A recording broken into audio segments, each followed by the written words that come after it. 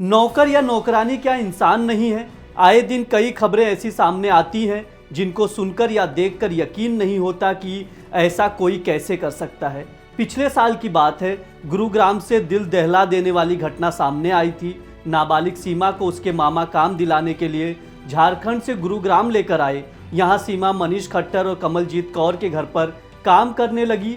कमलजीत कौर किसी बात पर नाराज हो जाती तो सीमा को लोहे के गर्म चिमटे से दागती और बुरी तरह पीटती। दोनों पति पत्नी नंगा करके मारते, ठीक से खाना नहीं देते, भूख से बेहाल होकर कई बार कूड़े के डिब्बे से खाना निकाल कर खाती। नाबालिग सीमा ने एफआईआर में यह आपबीती बयां की। और सुनो, हाल ही में एक मामला सामने आया था जिसमें द्वारिका में रहने वाली एक महिला पायलट ने अपने घर में काम करने वाली एक लड़की को ठीक से काम ना करने पर मारा था। अब सवाल ये उठता है कि क्या इस देश में डोमेस्टिक वर्कर्स की सुरक्षा के लिए कोई कानून कायदा है या ऐसे ही उन पर अत्याचार होता रहेगा और हमारा समाज चुपचाप देखता रहेगा। नमस्ते, मेरा नाम ब्रिज द्विवेदी है। आप देख रहे हैं इंडिया.com का स्पेशल शो ऑर्डर।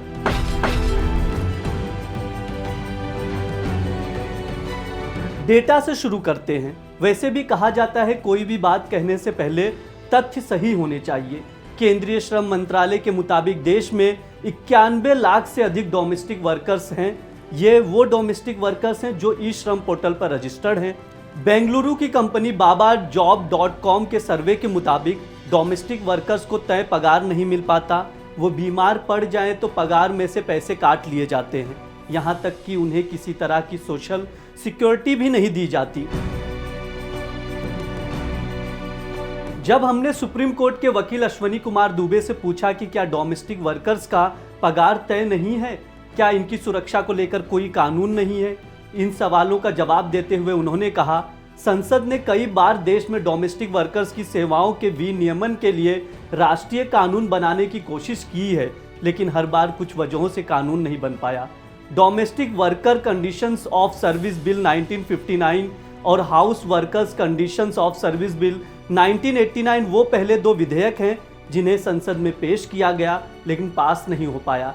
इसके बाद 2004 में house mates and domestic workers conditions of service and welfare bill को राज्यसभा में एक प्राइवेट मेंबर बिल के रूप में इंट्रोड्यूस किया गया, लेकिन ये भी पास नहीं हो पाया। वैसे सुप्रीम कोर्ट ने डोमेस्टिक वर्कर्स की सुरक्षा के लिए कई कदम उठाए हैं। बचपन बचाओ बनाम भारत संघ मामले में दिल्ली हाई कोर्ट ने चाइल्ड वेलफेयर कमेटी और दिल्ली महिला आयोग को दिशा निर्देश जारी किए हैं।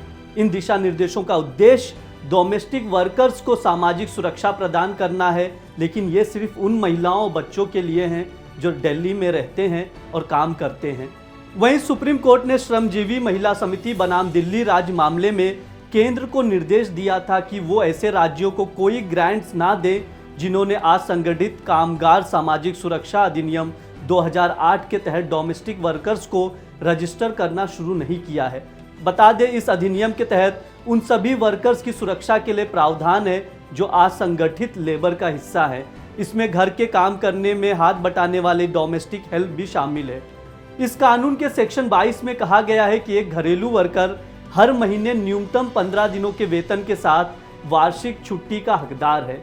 मोटा मोटी इतनी सी बात है कि अब तक डोमेस्टिक वर्कर्स की सुरक्षा के लिए कोई राष्ट्रीय कानून नहीं बन पाया है। हम उम्मीद करते हैं कि सरकार इस मसले पर विचार करेगी और कदम उठाएगी, लेकिन समाज में रहने वालों के भी कुछ कर्तव्य होते हैं। डोमेस्टिक वर्कर्स भी बड़े बड़े मकानों में रहने वाले लोगों की तरह ही एक इंसान है, उनका भी सम्मान हो। आज के लिए इतना ही। देखते रहिए इंडिया.com। शुक्रिया।